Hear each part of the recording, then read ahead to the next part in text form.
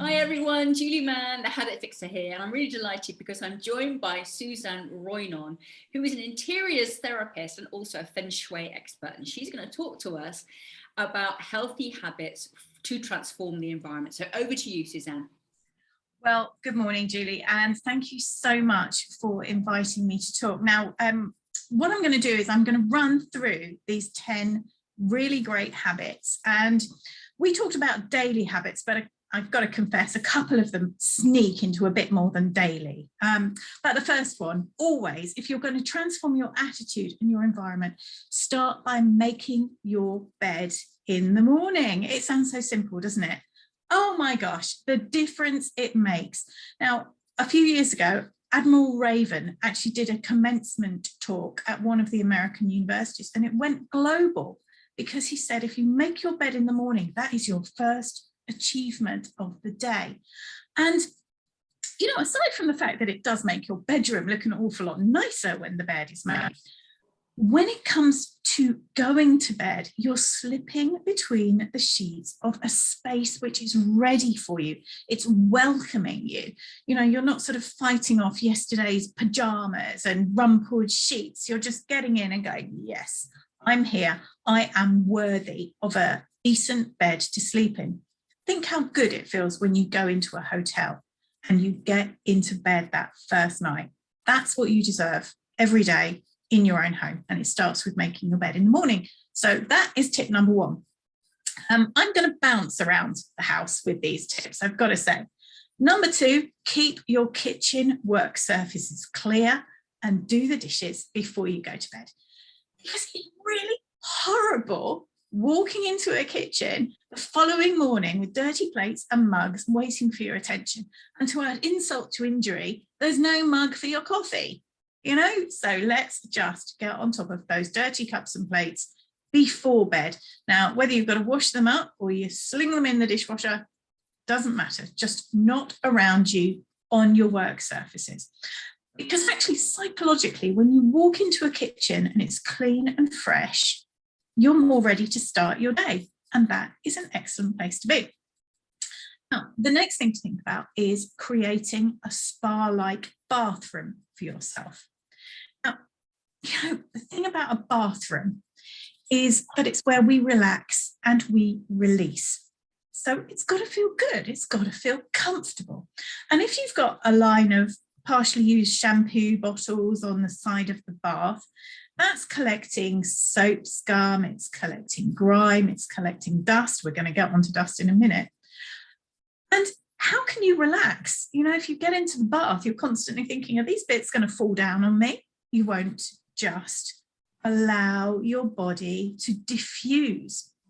But the other side of this is that an uncomfortable or an unwelcoming bathroom, we're getting into gut health here, is going to make it really difficult for you to comfortably sit on the loo and release. And let's talk poo. If you are not comfortable, you are not going to evacuate your bowel effectively.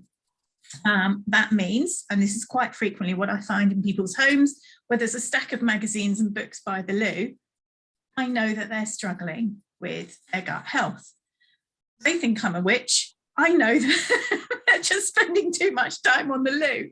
So let's clear the books and magazines. That's not very nice anyway. But if you create this space where you feel comfortable to just go, sit, release, and leave, your gut will thank you for it. So yeah, just think about the clutter in a bathroom.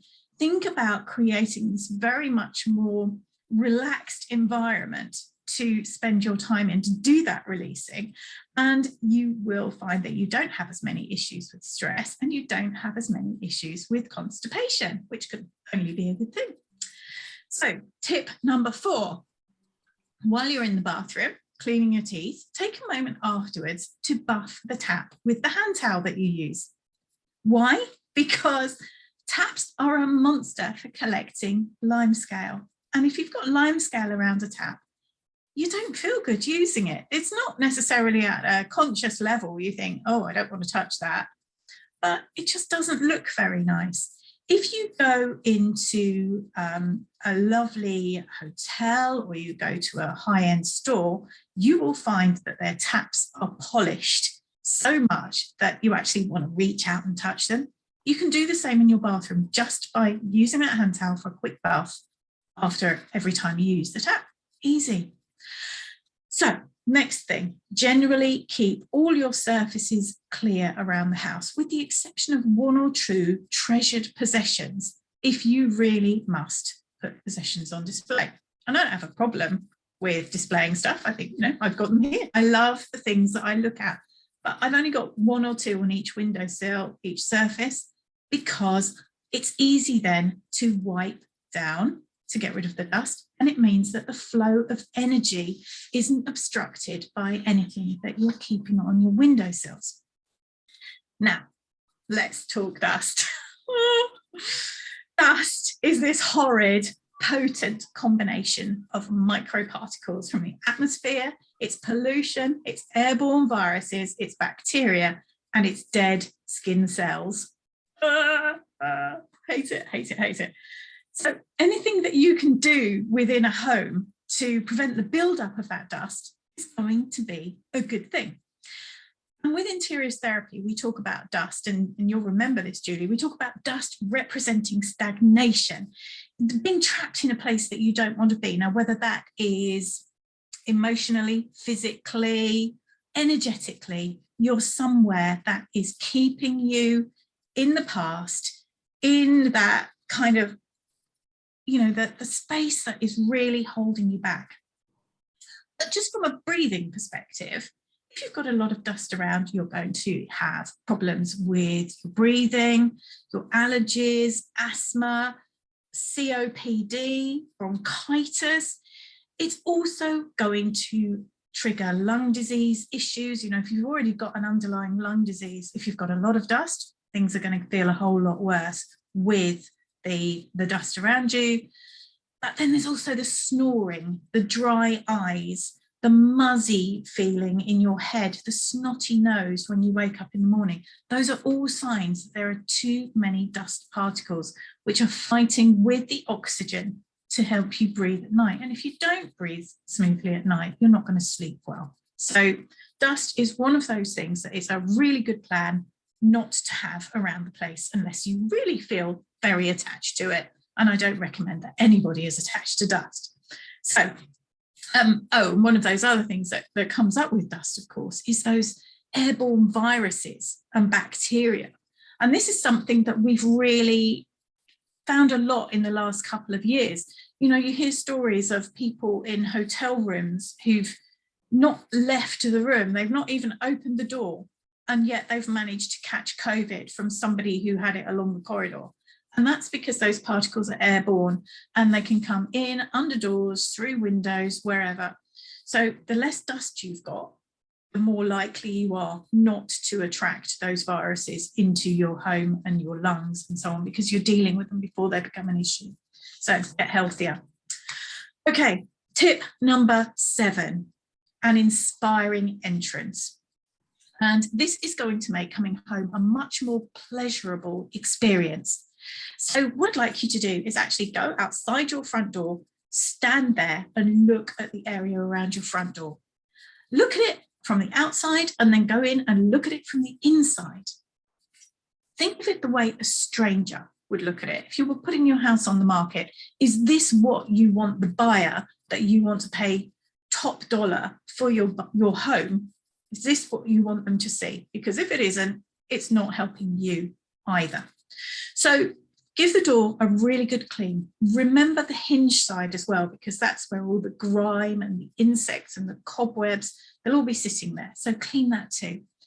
Polish the glass and the metalwork. Wipe down the paint so it's fresh and welcoming, and keep the space inside clear, so nothing prevents the door from opening fully. That's going to be really important because a clutter-free hall or lobby is so much more welcoming. And, if you've got a load of detritus there, a load of obstacles, that's going to prevent you going out easily or coming home easily. And neither of those are good daily habits. So, you know, we talked about daily habits, and I accept that, you know, cleaning the area around your front door isn't going to be a daily thing. But if you get it right, you will then have the habit of coming home to a fresh, welcoming space. And that can only be a good thing for you and your people who are coming to visit you. So, number 8, you deserve a beautiful and inspiring workspace. You want to feel uplifted when you sit down to do your work, whether you're doing that first thing in the morning, all day, or you're a night owl like me and you like to be still sitting there at 11 o'clock creating stuff. If you've got a clear space and only have the stuff on your desk that you need to function efficiently, you are going to feel a lot more able to cope with what comes your way. Now, we've talked about power positions for desks, haven't we, Julie, when we've worked together. And I explained that if you sit facing a wall, you're effectively like this. You're limiting your options, you're shrinking your perspective. But as well as that, if you're facing a wall and you can't see the door, that means that people or energy or just things in your life can effectively creep up on you unexpectedly. So that can make you feel quite vulnerable. So if you just change your position, so instead of facing a wall when you're sitting at your desk, you turn your desk so that you're facing out into the room, you see the bigger picture and you will feel less vulnerable and you'll feel more able to cope with whatever comes your way. So it's one of those little things that in feng shui terms in interiors therapy makes such a huge difference. Tip number 9, have a wardrobe full of clothes that you are happy and confident to wear. Now, we've been through the last 2 years where some of us have put on more weight than we would like. And that means that half our wardrobe is filled with stuff that doesn't actually fit us anymore. And we love it. And we plan to shrink down to our pre-lockdown size. But in reality, is that going to happen? And even if it does happen, are those still things which represent the person you are now? You know, if you were regularly going into the city to work and you had an entire corporate wardrobe, and actually now you're primarily based from home and you might be going in a couple of times a month, do you need a wardrobe full of snappy business suits?